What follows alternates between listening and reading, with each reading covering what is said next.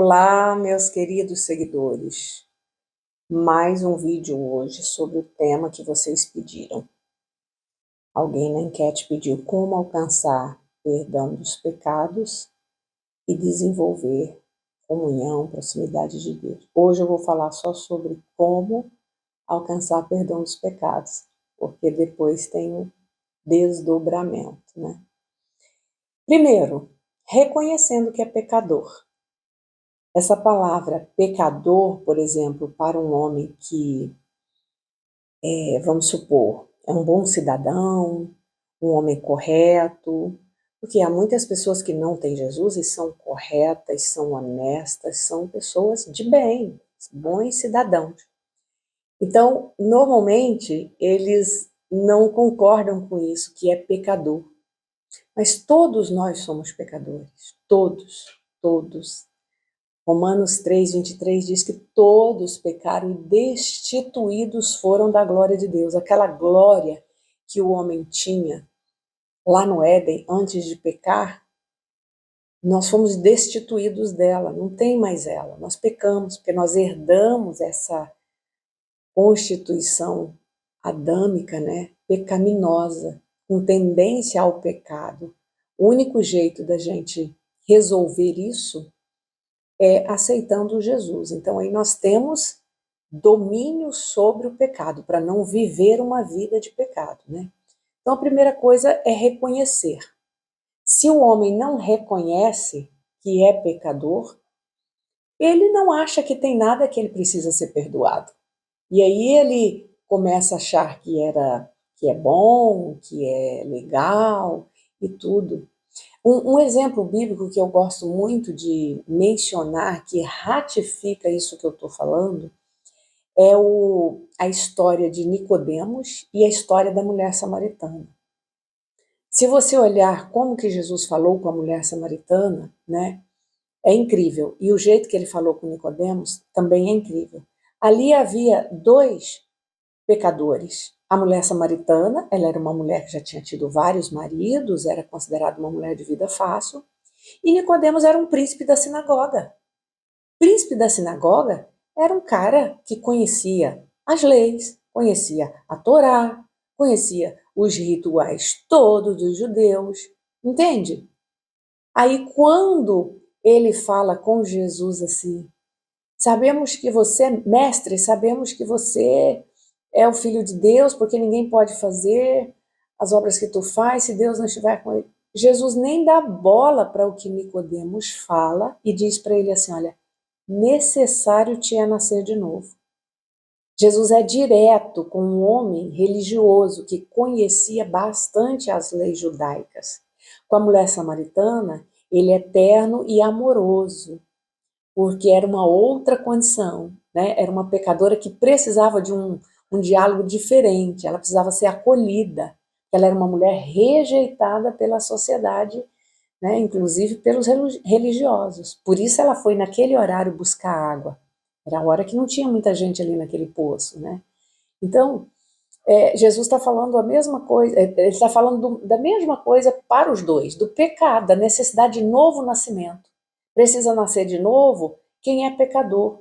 Precisa nascer da água e do Espírito, precisa conhecer a palavra de Deus, precisa ter comunhão com o Espírito de Deus, precisa deixar o Espírito trabalhar em você para que você reconheça a sua necessidade de Deus, de comunhão com Deus e reconheça os seus pecados. Então, se não houver reconhecimento, né, não tem como você ser perdoado. E aí, né, para Nicodemos, né, para a mulher samaritana, quando Jesus diz para ela a vida dela, sem ela contar nada, ela diz assim, vejo que você é profeta, né? Há um reconhecimento ali na hora. E ela vai, chama lá o marido, depois ela vai para a cidade e conta para as pessoas o que Jesus falou sobre ela, né? Então, há toda uma transformação. E para Nicodemos da mesma forma, né? O Nicodemos, ele poderia se esconder atrás da lei, poderia se esconder atrás da Torá, poderia se esconder atrás da religião, mas ele não, ele era um pecador. Ele precisava nascer de novo. A religião não salva.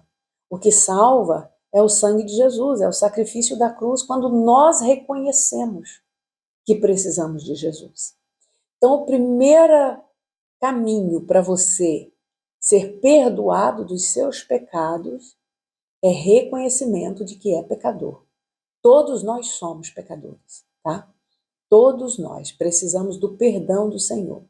Aquele que já aceitou Jesus teve aquele perdão assim que levou ele para a justificação, né? Mas durante a nossa caminhada com Deus, a gente precisa retornar a Jesus sempre e pedir perdão por alguma coisa que fizemos que não agradou o Senhor, né? Então, é aquele perdão constante, mas você não está mais sobre o domínio do pecado. Não aquele pecado premeditado, não aquele hábito que você, depois que aceita Jesus, precisa deixar, precisa abandonar, tá? Não tem mais, o pecado não terá domínio sobre vós, pois não estáis debaixo da lei, mas estáis debaixo da graça. A graça, pelo contrário, ela não é para toda hora você pecar e vir, não. Não. Ela é para não te deixar mais ser dominado pelo pecado, tá?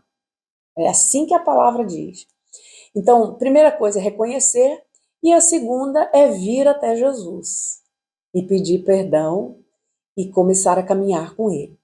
E Jesus disse, ó, em Mateus 19:13, eu não vim chamar justos, mas sim os pecadores para o arrependimento, tá?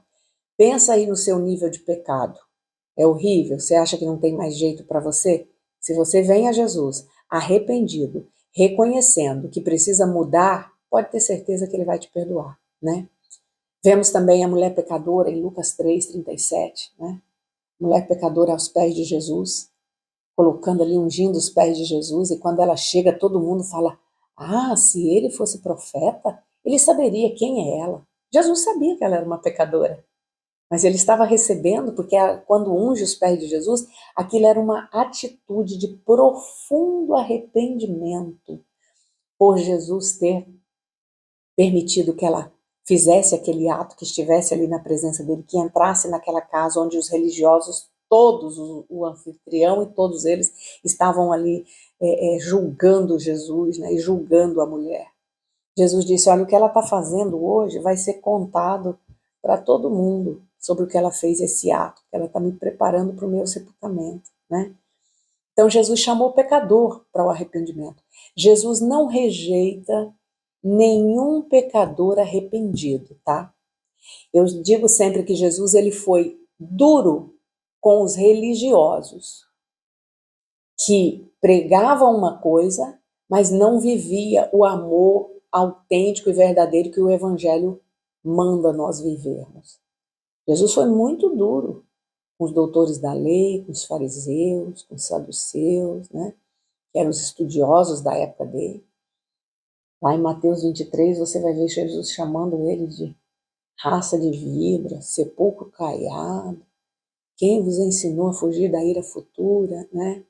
Jesus foi bem duro com eles, porque eles não estavam vivendo aquilo que Jesus deixou escrito na sua palavra para viver. E ensinou para os discípulos, ensinou e pregou lá em Jerusalém, na Judéia, em Samaria, por onde ele passou. Eles conheciam a pregação de Jesus, eles sabiam que Jesus pregava, né?